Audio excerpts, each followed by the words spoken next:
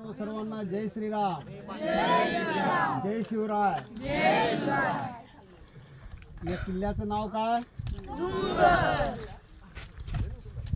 जसं आपण काल लोहगड, विसापूर हे किल्ले पाहिले, तर त्या लोहगड विसापूरच्या डोंगर रांगामध्ये, सह्याद्रीच्या डोंगर रांगामध्येच असणारा हा तुंग किल्ला, या आता आपण उतरताना जर लक्ष दिलं तर आपल्याला या पायथ्याला तुंग नावाचं गाव आहे। आणि भोजराजांच्या काळामध्येच आपल्या डोंगरावर किल्ले बांधणीला प्रारंभ झाला। साधारणपणे इसवी सनाचं 11वं शतक ज्याला म्हणतो, की म्हणजे इसवी सनाच्या 7व्या शतकापासून ते 11व्या शतकापर्यंत आपल्याकडे लेणी आणि किल्ल्याची बांधकामं आपल्या डोंगर रांगामध्ये झाली, सह्याद्रीच्या डोंगर रांगामध्ये। त्या डोंगर रांगेमधला हा एक सह्याद्रीमधला हा किल्ला तुंगगड, खरोखरच हा इथल्या सगळ्या डोंगर रांगापैकी तुम्हाला दिसेल ही डोंगर रांग अतिशय माथ्यावर आहे आणि उंच आहे, म्हणून अतिशय तुंग आहे। म्हणजे जमिनीपासून हा डोंगर उतुंग आहे, म्हणून या किल्ल्याला तुंग असं नाव दिलं गेलं। हे पूर्ण हा जो भाग होता हा मावळ प्रांताचा भाग म्हणून ओळखला जातो। पुणे जिल्ह्यातल्या मावळ प्रांत, या संपूर्ण मावळ प्रांतावर लक्ष ठेवता यावं आणि जर शत्रू सैन्य आक्रमण करून आलं तर त्यांचा प्रतिकार अगदी सहजपणे करता यावा म्हणून निवडून शिवरायांनी या किल्ल्यावर, या तुंगगड किल्ल्याचं बांधकाम म्हणजे राजा भोजराजाने जे केलं होतं ते पूर्णत्वास नेलं आणि तो किल्ला स्वराज्यामध्ये सामील करून घेतला। त्या अगोदर हा किल्ला विजापूरच्या आदिलशहाच्या ताब्यामध्ये होता। शिवरायांनी आपल्या स्वराज्यामधले किल्ले तोरण्यापासून घ्यायला प्रारंभ केला आणि घेत तर त्या भागामधून ते इकडं आले आणि ह्या मावळ प्रांतामधून खाली आपल्याला कोकण प्रांत लागतो। म्हणजे आपल्या स्वराज्यामधला जो मावळचा भाग आहे, म्हणजे इकडला ज्याला आपण मराठवाडा, खानदेश वगैरे म्हणतो, विदर्भ, म्हणजे इकडेही लक्ष ठेवता येत होतं आणि खाली कोकण प्रांतावरही लक्ष ठेवता येत होतं, म्हणून मध्यावर हा किल्ला बांधला। तसं पाहिलं तर या किल्ल्याचं नाव आपल्याला अगोदर तुंग जरी जाणवत असलं आणि शिवरायांनी हा किल्ला विजापूरच्या आदिलशामधून ताब्यात घेतल्यानंतर किल्ल्यावर अतिशय ज्याला कठीण गड आहे, म्हणजे चढायला खूप कठीण आहे आणि किल्ला खरोखरच कठीण आहे आणि दमछाक करणार आहे। हे चढल्यावर आपल्याला सर्वांना लक्षात आलं असेल की असा चलत असताना एकदम डोंगर असा छातीवर आल्यासारखं वाटतो आणि दम लागतो। दोन्ही बाजूला दरी आहे आणि त्या दरीनं असा वळसा घालत गोल फिरत आल्यासारखं आपल्याला या डोंगरावर यावं लागतं आणि शत्रू सैन्याला या किल्ल्यावर कसं यायचं हे रस्ता आणि वाटत आपल्याला लक्षात येत होतं। आता आपलं मंदिर कुठं राहिलं, आपण कुठं आलो, फिरत टोक कुठं आहे, रस्ता कुठून आहे, हे काही कळतच नव्हतं।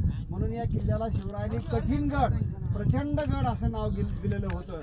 परंतु हा डोंगर उतुंग डोंगर आहे, तुंग डोंगर आहे आणि गावावरून या किल्ल्याला तुंग असं म्हटलं जातं, म्हणून हा किल्ला इतिहासामध्ये तुंग या नावानं नोंदवला गेलेला आहे। अतिशय छान सुरेख बाले किल्ला, बुरुज, 2 दरवाजे पार करून आपण या किल्ल्या गडावर प्रवेश करतो। गडावरचा जो खाल्ला भाग आहे, जिथून आता आपण आलो, सदर गणेश मंदिर वगैरे बघितलं तर तिथे ही मंदिर आहेत, कचेरी आहे आणि मग त्यानंतर आपण हा किल्ल्यावरचा एकदम शेवटचा जो बुरुज म्हणतो की जिथं स्वराज्याचा भगवा एकदम असा डौलानं फडकवला जायचा, तर ते ठिकाण आज आपण पाहिलेलं आहे आणि छान वाटलं ना।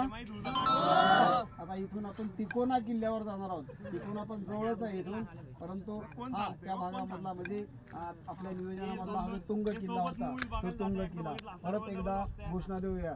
छत्रपती शिवाजी महाराज की जय, भवानी, हर हर महादेव। दुसरी एक माहिती सांगायची राहून गेली की आपण खाली त्या मारुतीच्या मंदिरापासून पायऱ्या दिसल्या आपल्याला, काय बरोबर आहे की नाही, की जेव्हा 1818 साली शेवटचं मराठा आणि पेशवा युद्ध झालं, आपलं ब्रिटिशांसोबत युद्ध झालं मराठ्यांचं, तर त्यामध्ये पूर्ण मराठीशाहीचा अस्त झाला आणि संपूर्ण स्वराज्य ब्रिटिशांच्या ताब्यामध्ये गेलं आणि ज्यावेळेस ब्रिटिश पूर्ण या भागामध्ये फिरले तेव्हा त्यांना लक्षात आलं की ही जमात जी आहे ही मराठा जमात आणि इथला हिंदू माणूस हा खरोखरच किती पराक्रमी आहे, बलिदानी आहे, सामर्थ्यवान आहे आणि मग त्यांचं हे सामर्थ्य उद्ध्वस्त करून टाकलं पाहिजे, येणाऱ्या पिढ्या पुन्हा किल्ल्यावर आल्यानं पाहिजे। म्हणून ब्रिटिश अधिकाऱ्यांनी याची पूर्ण पाहणी केली आणि आपल्या ज्या किल्ल्यांचं नुकसान केलं ते ब्रिटिशांनी केलं, तोफा लावून, सुरुंग लावून या किल्ल्याच्या पायऱ्या ब्रिटिशांनी तोडल्या।